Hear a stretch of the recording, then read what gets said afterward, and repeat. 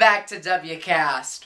Today, I thought we could talk about the true randomness of It's a Mad World. The stuff that just doesn't fit into any other category. How about we start with, say, Mad World's fast food connection?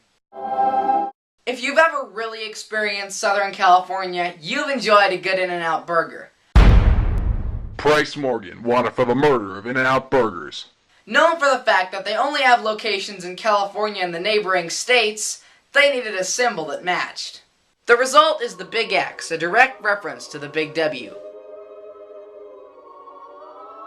With one at nearly every restaurant, it truly has become a fixture in West Coast pop culture and is the closest thing we can get to actually standing underneath the Big W.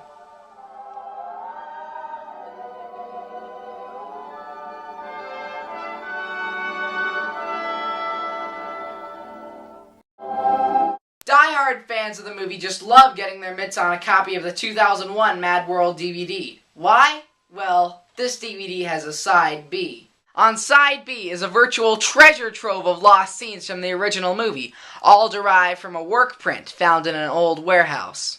Most of them aren't that funny, and the film plays better without them. However, there were a few little gems in there that I personally feel should have been kept in the picture. Here's one, featuring Phil Silvers and Mike Mazurki. What's wrong with your wife? That's the trouble. The doc's not sure. He says whatever it is, she's too sick even to be moved. He needed this special stuff, and we haven't got a phone, so I went to get it, and that's when I ran out of... Slow down a little. The turning is just up here on the right. Turning? You mean it's off the road? Only a mile. Oh, Pat, I'm in a hurry. I got my... Hold it! Stop the car. Now listen, buddy.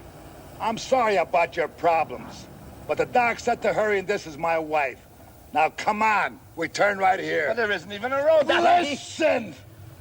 Don't force me to get rough! I'm sorry. I didn't mean to bust up your car. That's all right. Say it's a mile? A mile ain't asking too much. Why they cut a scene featuring comedy genius Phil Silvers is beyond me. And that's only the beginning. On the disc, you'll also find Sid Caesar having doubts about Ben Blue's flying ability, Monica falling over a park bench, Jonathan Winters discussing the heartwarming way he was going to use his share of the money, a lost Sylvester dance sequence, Spencer Tracy knocking Ethel Merman over for the second time, and much more. If you want to get this disc, be careful. Most of the DVDs out there are reissues with only the movie on them. When we talked about the driving scenes of Mad World a couple weeks ago, we examined something puzzling. The souvenir program of the film discusses a scene where Mickey Rooney's driving a car and it's kicking up an outrageous cloud of dust. There isn't a scene like this to be found in the film. Mad World special effects man Danny Lee told me that he had some guys on a car shooting dust backwards for the in-car scene and had a special device called a Pemberthy siphon in the car for the wide shot. From this, I think we can safely conclude that the scene was in fact a misprint in the souvenir program.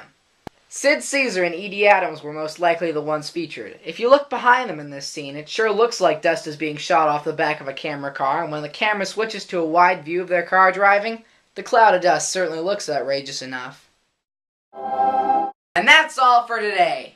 As for announcements, don't look at me, I don't have any. And before we go, let's not forget the DubyaCast comment question of the day, which is, what's your favorite random aspect of Mad World? And without further ado, thanks for watching DubyaCast. I want some more randomness, laddie. Or an apple pie would do in a pinch.